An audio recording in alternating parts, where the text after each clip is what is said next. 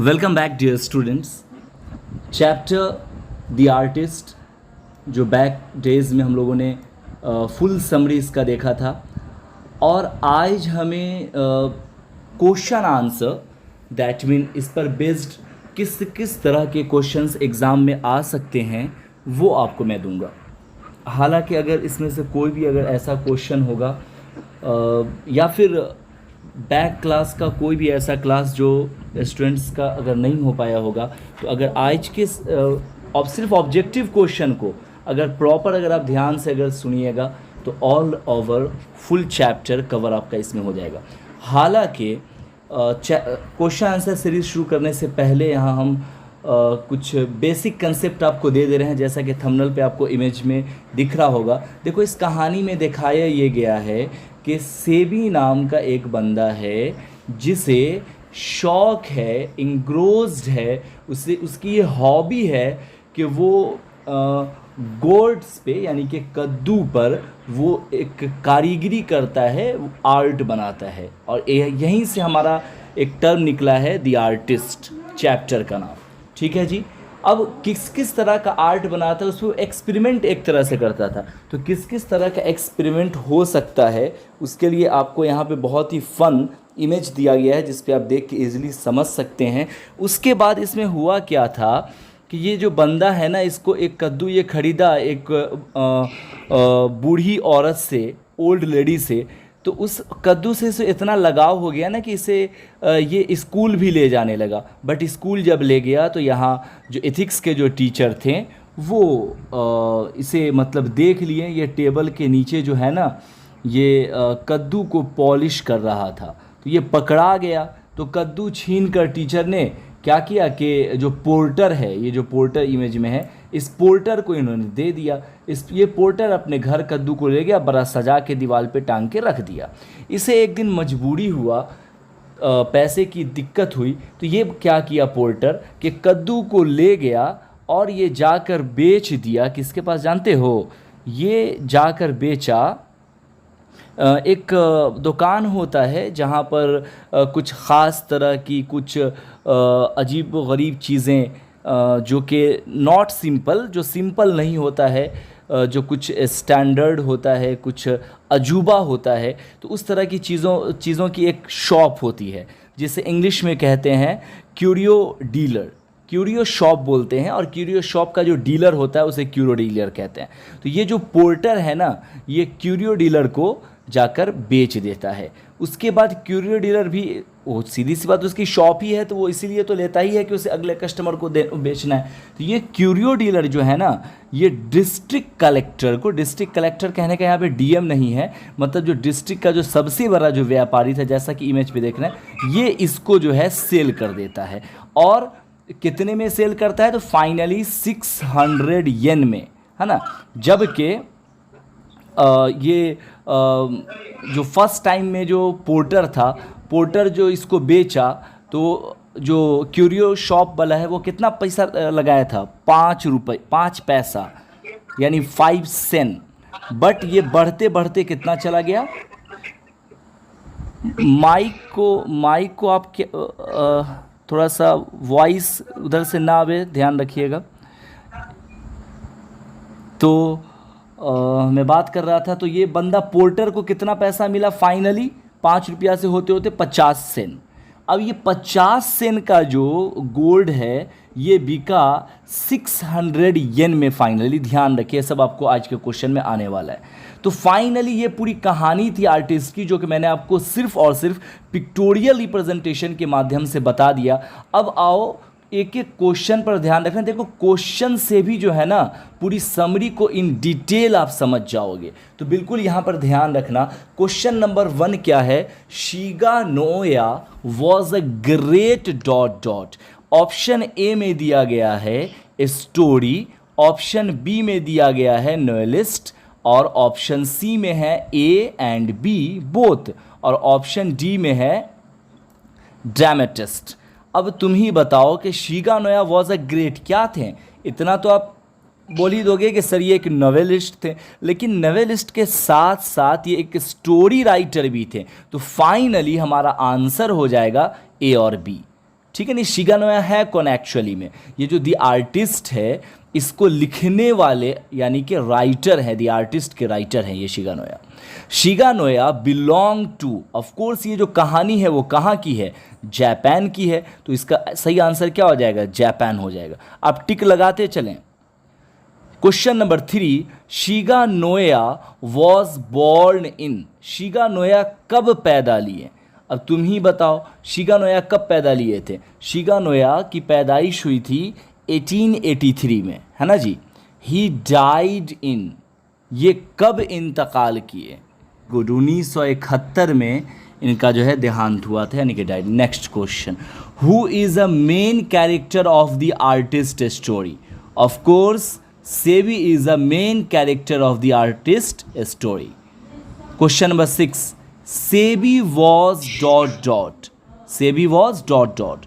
अब देखो सेबी क्या था? सेबी क्या एक कारपेंटर था? बिल्कुल नहीं, कारपेंटर तो उसके अब्बा थे। सेबी एक म्यूजिशियन था? बिल्कुल ना। सेबी एक सिंगर था? बिल्कुल भी नहीं।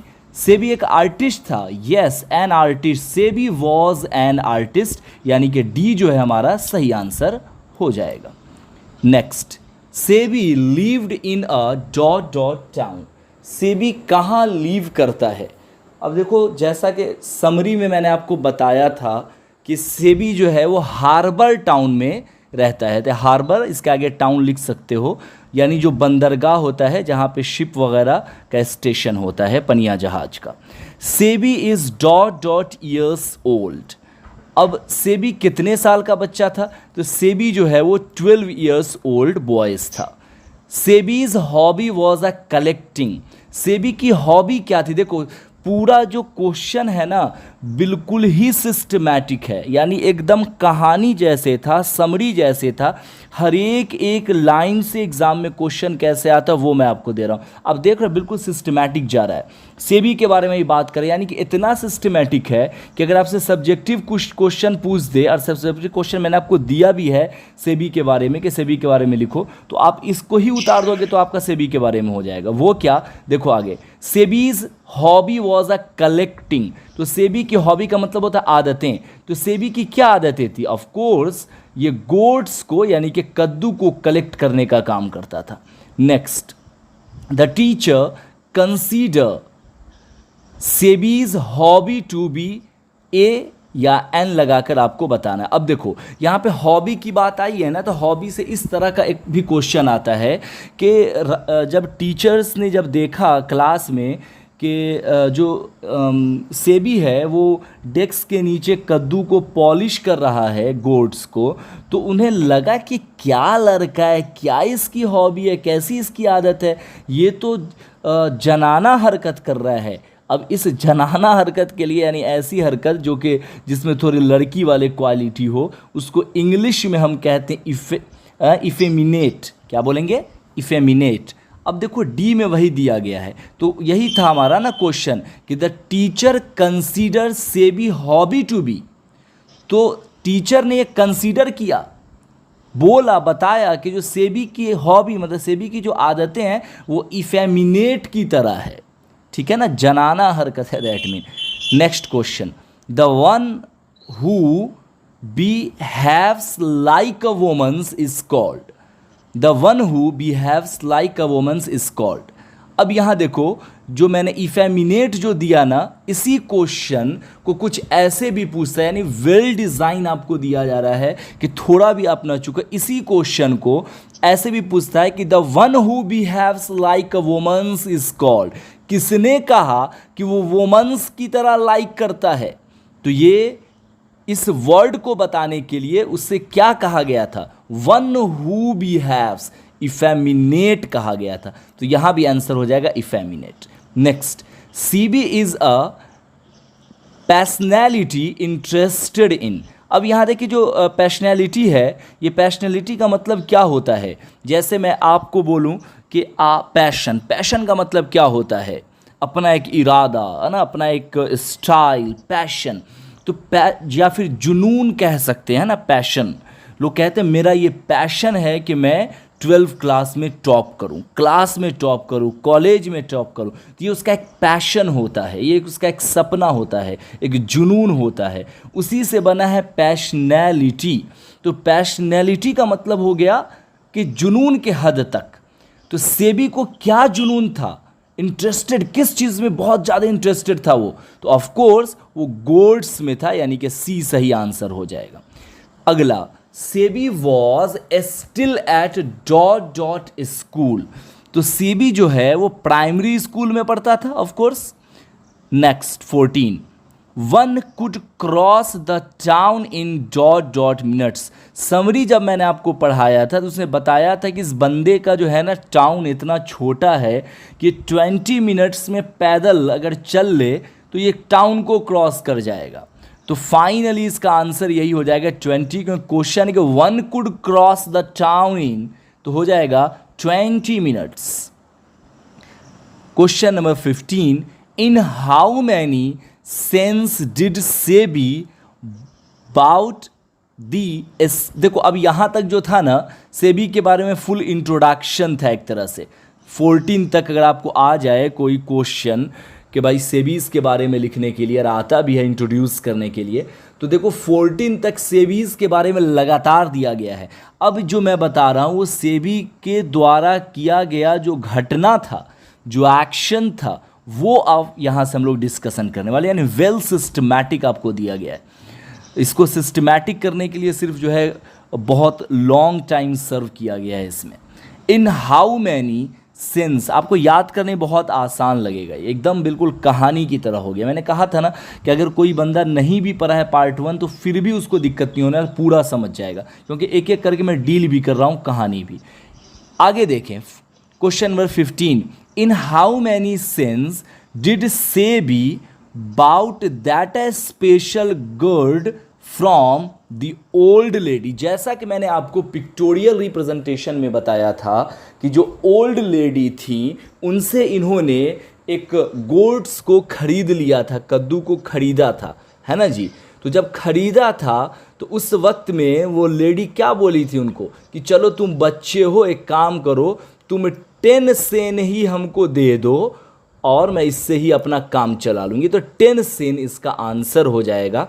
और सेन का मतलब क्या होता है, जैसे अपने यहाँ पैसा होता है ना, पैसा 1 पैसा 2 पैसा, वैसे ही जापान में पैसा को सेन कहते हैं। ऐसा भी आपको आगे चल के आने वाला है। और रुपया को येन बोलते हैं। तो 100 पैसा बराबर अपने यहाँ होता है 1 रुपया, उसी तरह से 100 सेन बराबर जापान में होता है 1 येन। तो यहाँ से एक और क्वेश्चन सॉल्व हो गया। इसका मतलब क्या कि जापान की करेंसी क्या है, यानी मुद्रा, तो येन हो जाएगा, है ना, येन।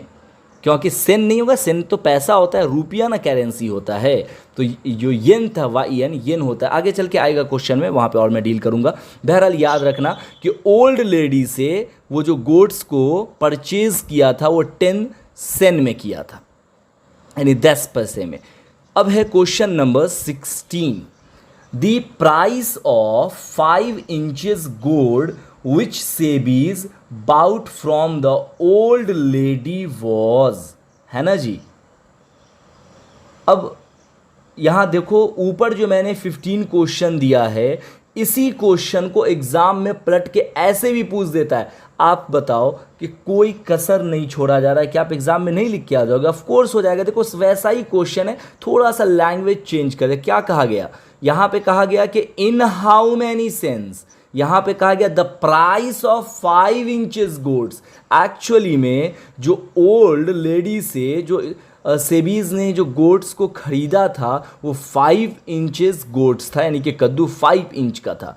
तो वही यहाँ से क्वेश्चन बना कि the price of 5 inches goats which Sebi bought from the old lady was. तो ऑफ कोर्स आंसर 10 सेन।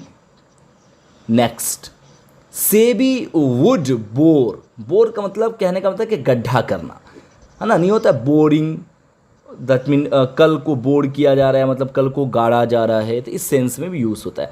तो Seibei would bore a neat hole, hole का मतलब सुराख करना, in the top of gourd to extract its. देखो यहाँ से मैं सब क्या बता रहा हूँ अब, यानी पहले तो इंट्रोडक्शन से क्वेश्चंस हो गए। अब सेबी जो एक्शन किया है वो पहले कद्दू खरीदा, कद्दू खरीद के उसको घर लाता है और लाने के बाद वो क्या करता है, ऊपर से उसको क्या करता है, देखो यहाँ पे एक जो वर्ड दिया बोर, यानी उसे गड्ढा करता है, फिर उसे सावधानी के साथ नेट एग्जैक्ट होल करता है टॉप पर, यानी कि कद्दू के ऊपर, ऑफ द गोल्ड, गोल्ड के, और एक्सट्रैक्ट इट्स, और वहाँ से एक्सट्रैक्ट करता है। यानी एक्सट्रैक्ट का मतलब क्या होता है, निकालना।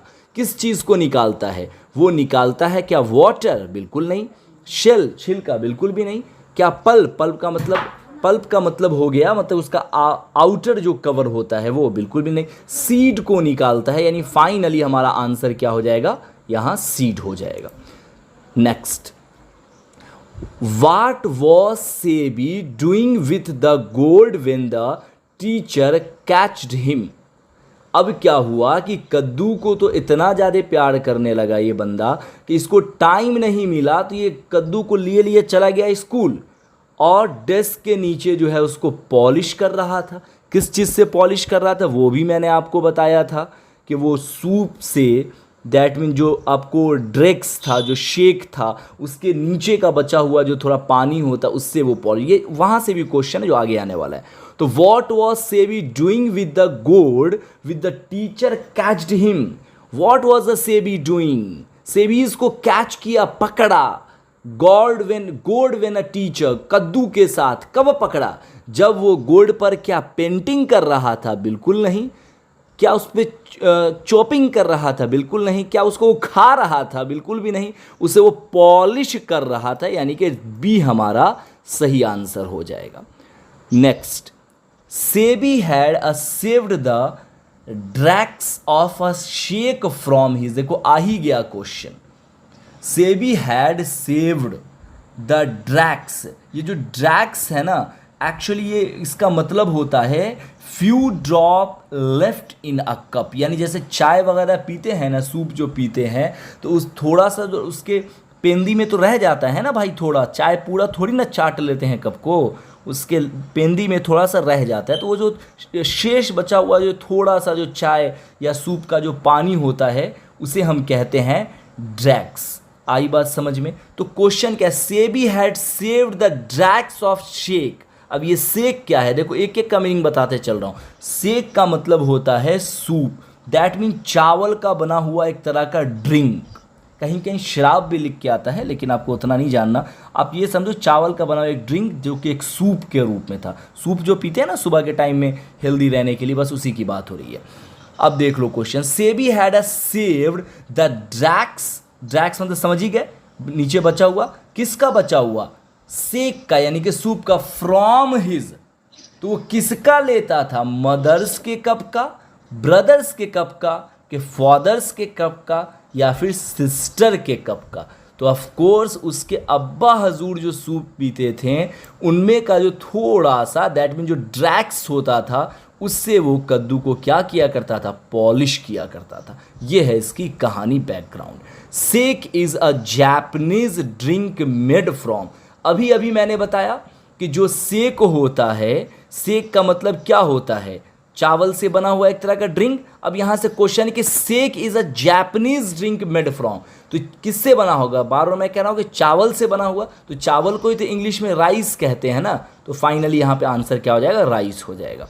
Question number 21, after snatching the gold the ethics teacher handed over it to the dot of a school।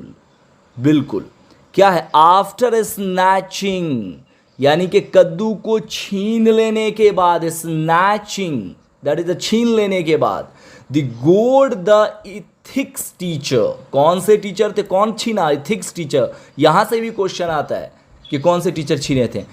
Handed, दे दिया, दूसरे के हैंड ओवर कर दिया, handed over it to the of school, school के किस बंदे के हैंड ओवर कर दिया? तो ऑफ कोर्स इसका सही आंसर हो जाएगा पोर्टर। पोर्टर कहते हैं दरबान को, जो गेट कीपर होता है, जो कि मैंने आपको इंट्रोडक्शन में इमेज में पिक्टोरियल रिप्रेजेंटेशन में मैं आपको इमेज के साथ बताया भी था अभी। तो आंसर हो जाएगा इसका बी यानी कि porter. Question number 22, in the and, देखो ये सब क्वेश्चन पूछा हुआ है, ये जो क्वेश्चन है ना ये आपको 19 में और 21 में दोनों में पूछा गया क्वेश्चन है। तो मैं यहाँ पे लिखा नहीं हूँ, शायद ही इसमें से कोई ऐसा क्वेश्चन है जो आपको नहीं पूछा गया, किसी न किसी साल आ चुका है, यानी आपको एक यूनिट वाइज क्वेश्चन के रूप में दिया जा रहा है। तो काफ़ी इंपॉर्टेंट क्वेश्चन आप इतना आसानी से सॉल्व कर पा रहे हो, सोचो ज़रा कि आपको कितना सटीक पढ़ाया गया है थ्योरेटिकल पोर्शन को। तो इसको थोड़ा आगे तक पहुंचाने का कोशिश भी करना बाकी बच्चों तक। बताओ कि ऐसे भी इंग्लिश पढ़ाई होता है कहीं। In question number 22, in the end the curio dealer, देखो मैंने स्टार्टिंग में ही आपको बता दिया था क्यूरो डीलर का मतलब क्या होता है, जहाँ पे एंटिक चीज़ें मिलती हैं, है ना, वो क्यूरो डीलर कहलाता है। जैसे हाथ से बना हुआ या फिर किसी दूसरे चीज़ से ऐसा चीज़ बना हुआ जो अनोखी हो, वो जिस शॉप पर रहता है उसे हम कहते हैं क्यूरो शॉप, और क्यूरो शॉप को डील करने वाले को कहते हैं क्यूरो डीलर। तो in the end of the curio dealer paid, अब मैंने बताया था ना कि क्यूरो डीलर, ये जो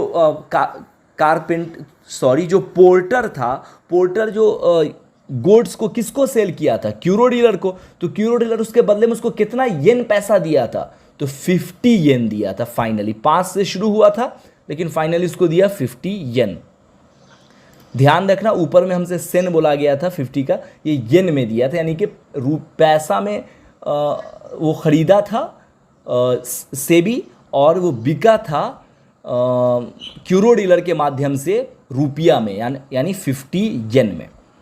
next 23, in how many yens was the gold sold finally, और ये फाइनली कितना में सेल्ड हुआ, तो ये फाइनली जो सेल हुआ था ये 600 येन में हुआ था, यानी कि 600 रुपया में। यही तो कहानी का एम है कि एक छोटा सा बच्चा ऐसी कारीगरी किया कि इसका इतना डिमांड बढ़ा कि 10 पैसा का चीज़ जो है वो 600 रुपया में बिका। उस वक्त के हिसाब से 600 रुपया बहुत बड़ी चीज़ हो जाती है। अब हम बात करेंगे question number 26, which teacher caught Sebi in the classroom. Okay जी, अब क्लासरूम के जो टीचर थे वो क्या थे, साइंस के टीचर थे क्या? बिल्कुल ना। सोशल के थे? बिल्कुल ना। एथिक्स के थे? बिल्कुल हाँ, एथिक्स के ही तो थे। नैतिक शास्त्र, नीति शास्त्र जिसको बोलते हैं। एथिक्स का मतलब क्या होता है नीति शास्त्र का? जिसमें ये बताया जाए कि भगवान एक होता है, दुनिया कैसी है, झूठ बोलना पाप है। एथिक्स नीति शास्त्र, नीति की बातें पढ़ाई जाती है। Question number 25, to whom did the teacher complained about Seibei. देखो कितना सिस्टमैटिक कहानी चलते आ रहा है। सबसे पहले मैं 21 में क्या बताया था कि उसने पोर्टर को, मतलब फिर सबसे 19 से ही देखो तुम क्या दिया गया था कि SEBI had saved the drugs, वो फादर के ड्रग्स उसको साफ किया। उसके बाद उसको क्या कहते हैं, तो राइस आफ्टर ए स्नैचिंग, उसको कद्दू को फिर फाइनली छीन लिया जाता है, छीन के पोर्टर को दे दिया जाता है। पोर्टर को देने के बाद पोर्टर उसको बेचता है फिर क्यूरो डीलर से 50 रुपीज़ में, और उसके बाद ये फाइनली बिकता है 600 येन में। उसके बाद कौन से टीचर उसे छीने थे, तो एथिक्स वाले टीचर इसे छीने थे। देखो मतलब एकदम सिस्टमैटिक, जैसे जैसे कहानी समरी था ना वैसी क्वेश्चन को भी सेट किया गया है। यानी कि अगर आपको समरी याद है तो पूरे क्वेश्चंस भी आपको बन जाने वाले हैं।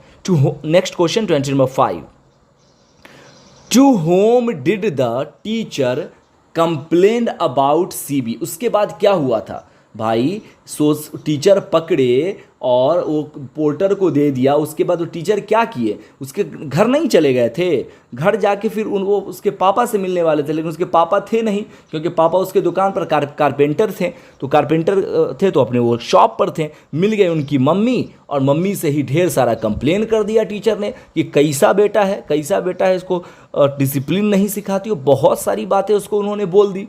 तो क्वेश्चन यहीं से बना है कि to whom did the teacher complain about Seibei. Seibei का जो कंप्लेन है टीचर ने किसको किया? फादर को बिल्कुल नहीं, अंकल को बिल्कुल नहीं, ब्रदर को बिल्कुल भी नहीं, मदर को, तो बिल्कुल हाँ, मदर को उन्होंने कंप्लेन दिया था।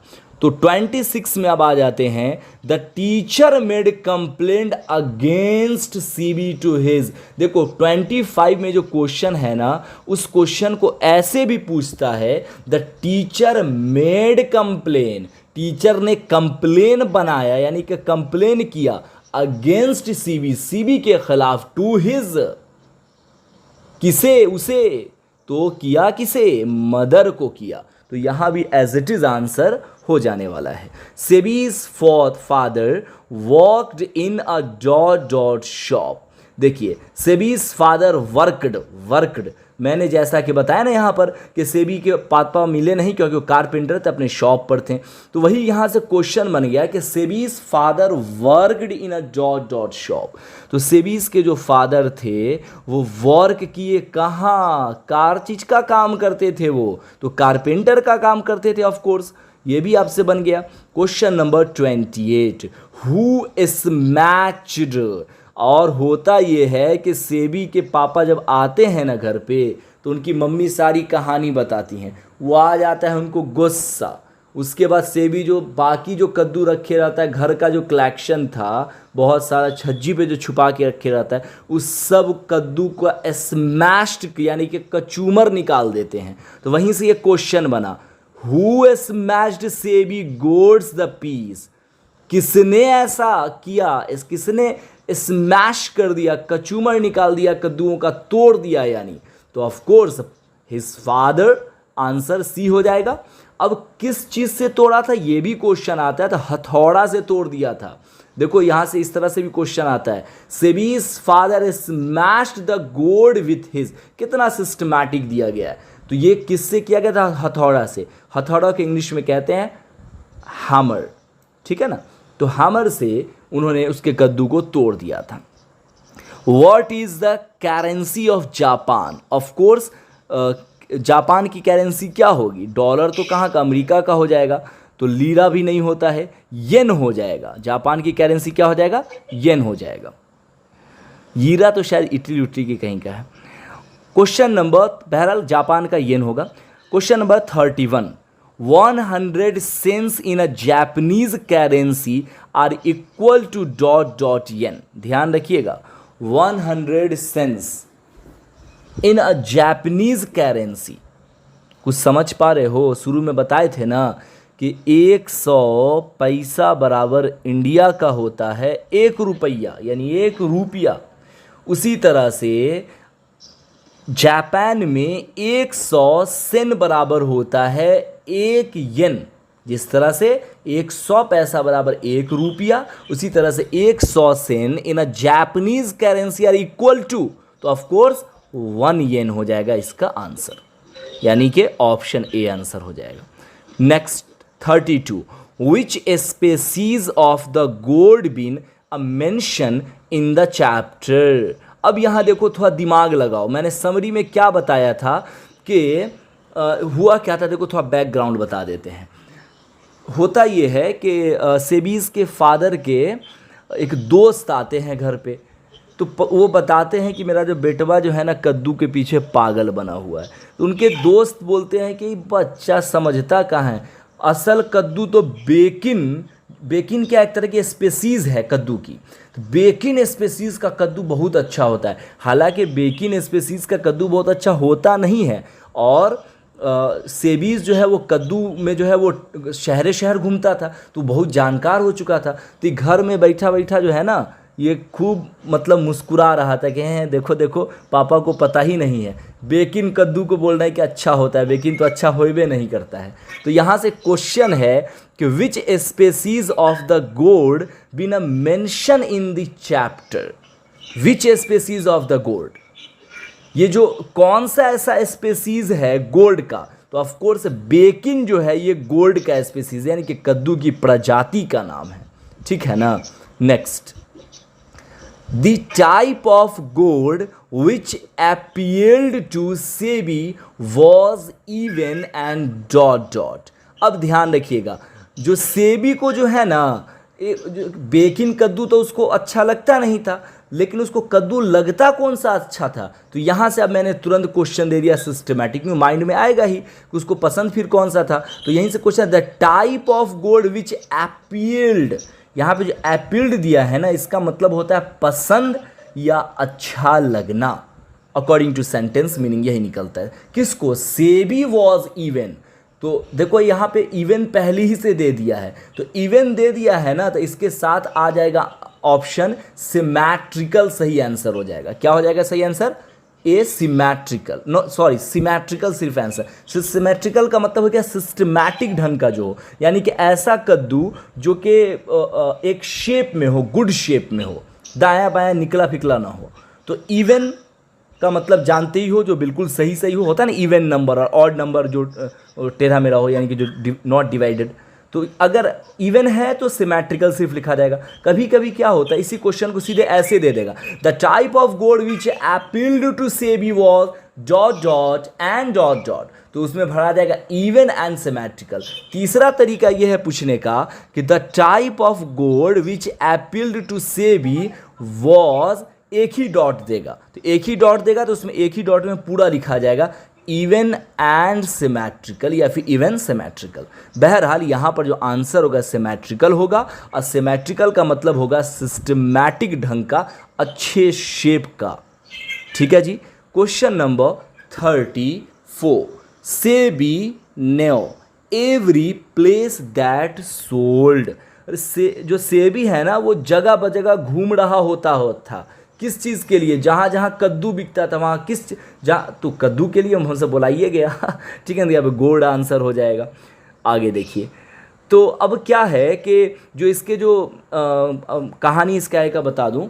इस कद्दू जो देख लेते हैं ना टीचर, तो बहुत गुस्साते हैं, बहुत ज़्यादा। तो देखबे किए तो सेबी को बड़ा पिटाई खिलवा जाते हैं उसके, कंप्लेन करके उसके पापा से, और मम्मी उसको बहुत सारा ताना देती हैं। लेकिन उसी टीचर को एक नानू वेशा एक म्यूज़िक था, जापानीज़ म्यूज़िक, वो अगर कोई बजा दे या कोई सुना दे तो उसमें उनको कोई दिक्कत नहीं होता था। मतलब दोहरी मापदंड थी टीचर की। तो वही यहाँ से क्वेश्चन बना है कि नैन इवेबुशी is a type of dot dot in a Japan. तो ये जापान का क्या था? ये जापान का एक म्यूज़िक था। क्या था जापान का? एक म्यूज़िक था। अब हम बात करते हैं क्वेश्चन नंबर 36 का। देखो यहीं से एक और क्वेश्चन बनता है 35 की तरह ही। The ethics teacher never minded the students singing. वही टीचर को कोई सिंगिंग में अगर नानू विबिशा म्यूजिक पे अगर कोई गाना गा दे या म्यूजिक दे दे तो उनको कोई दिक्कत नहीं होता था। तो यहाँ पर फिर से आंसर हमारा वही हो जाएगा, सिंगिंग अ नानू विशा bold. Next question, Seibei is a now in his picture. देखिए यहाँ पे बहुत ध्यान से समझिएगा, ये आपका जो समरी का जो है वो लास्ट पैराग्राफ में ये दिया गया है। SEBI is a now is dot dot in is a picture. SEBI मतलब किस चीज़, नाउ इज अ पिक्चर, यानी पिक्चर से क्या हुआ होता था? तो अटैच्ड, ये भी आंसर सही लग रहा है, मतलब जुड़ा हुआ होता था पिक्चर से, यानी कि गोल्ड के पिक्चर से। इंगेज्ड, इंगेज्ड भी सही है, यानी लगा रहता था। इन्वॉल्व, ये भी सही लग रहा है कि हाँ उसमें वो इन्वॉल्व हुआ रहता था। और इंग्रोज्ड, इंग्रोज्ड इन्वॉल्व लगभग एक ही दूसरे का साइनोनिम्स है। ये सब एक दूसरे का देखा है तो synonyms according to sentence. But आपकी किताब में जो लास्ट पैराग्राफ में जो दिया गया है ना, वहाँ पे जो वर्ड है वो इंग्रोज्ड है, इसलिए इसका सही आंसर हो जाएगा इंग्रोज्ड। यहाँ पे बहुत ज़्यादा कन्फ्यूज़न हो सकता है, मैंने आपको सबका मीनिंग भी बता दिया एकदम 1 by 1। तो ध्यान रखिएगा, Sebi is now engrossed in his picture, यानी वो पिक्चर से इंग्रोज्ड यानी कि जुड़ा हुआ, लगा हुआ रहता था। ठीक है ना। तो इस तरह से ये तमाम 37 क्वेश्चंस मैंने आपको करा दिया है, आप इसको कर लें। इस पूरे चैप्टर से, इसमें से बाहर आपके फाइनल एग्जाम में एक भी क्वेश्चन नहीं आने वाला है। अब देखो पूरी समरी भी आपको इसमें एक तरह से मैंने बता दिया। अगर आप एक एक करके अगर 1 से बोलना शुरू करोगे ना तो पूरी समरी बोला जाएगा। इस तरह से सिस्टमैटिक दिया गया है आपको, आप खुद से इसको पढ़ के देखना। किसी तरह का डाउट होगा तो नेक्स्ट क्लास में फिर से हम जानना चाहेंगे। चलो अभी फ़िलहाल जितने लोग हैं बताओ कि किसी भी तरह का कोई अगर इसमें पूछना हो तो पूछ लो, बोलो जी। सर नहीं है डाउट। चलिए थैंक यू, तो आज के लिए इतना ही, सबको अच्छे से याद कर लीजिएगा, मिलते हैं फिर नेक्स्ट क्लास में। Thank you, thanks lot.